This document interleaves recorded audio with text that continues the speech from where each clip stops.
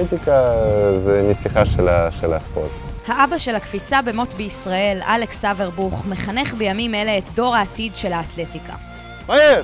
מהר, מהר, מהר, מהר, מהר, מהר! צריך לבנות ולחפש את האלוף האולימפי שיהיה גם באתלטיקה. כל הכוח, עד הסוף!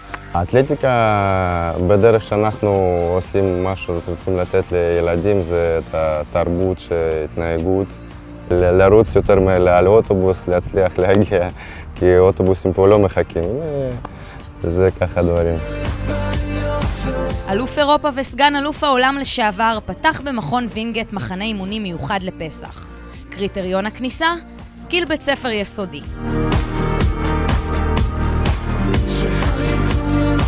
אני פה כמו כולם. אני שכחתי שאני כבר אלוף.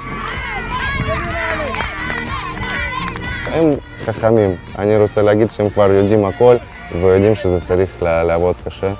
ודווקא ראיתי פה ילדים שהם לא מתביישים לעבוד קשה. היה פה תחרות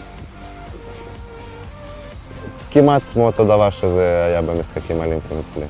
אז תזכרו טוב טוב את הפרצופים האלה. אולי לא תראו אותם בלונדון 2012 וריו 2016, אבל חפשו אותם במשחקים האולימפיים ב-2020.